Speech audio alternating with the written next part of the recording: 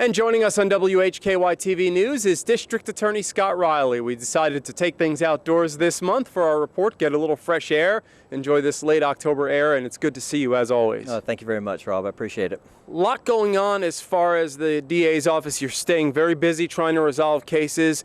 What's the latest? Well, the last murder case we had, which was pretty high on our priority list, was the Stephen Staples trial. A lot of people remember that from January of 2020.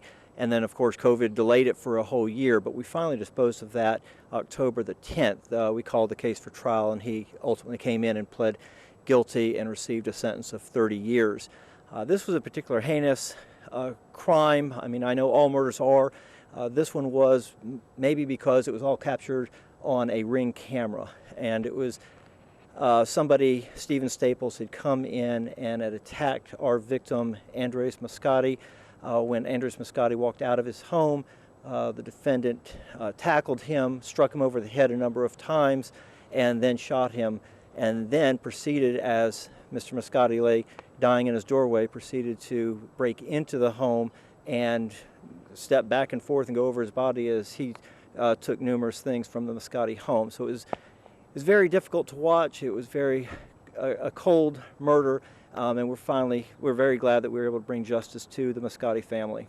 Also, I know that you're staying busy. You wanted to talk about some officer-involved shootings? Right. There was an officer-involved shooting on October the 1st, and we had a chance to review that after the FBI did their investigation and turned that investigation into our office, and we reviewed it.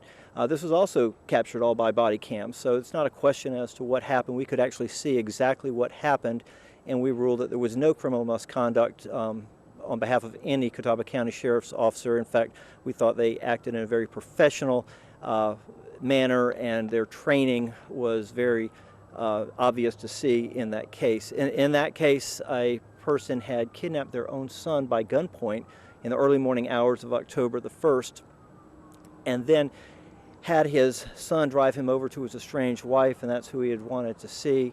The Catawba County Sheriff's Department was able to set up a staging area, actually brought in this man's other son to try to negotiate with him and end the threat. Unfortunately, the negotiations deteriorated. In my opinion, this man, it was almost a suicide by cop, unfortunately, but the officers who had put themselves into a sniper position were able to take out the threat.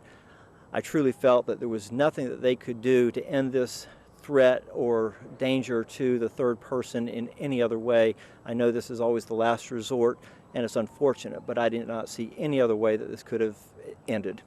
Now we're starting the last quarter of 2022, and we're pretty busy right now. We are starting this week a murder trial in Burke County. We have a sexual assault trial here in Catawba County, and in 2 weeks there'll be another murder trial starting in Caldwell County. So we're pretty busy right now. Well, thank you so much for joining us. It's been nice kind of standing outside, enjoying the fresh air. I enjoy it. I enjoy it. Thank you very much for having me. Scott Reilly, who is the district attorney for the 36th Prosecutorial District, that is Catawba, Caldwell, and Burke counties. He joins us every month here on WHKY, and we'll be back in November. Now back to you, Ralph.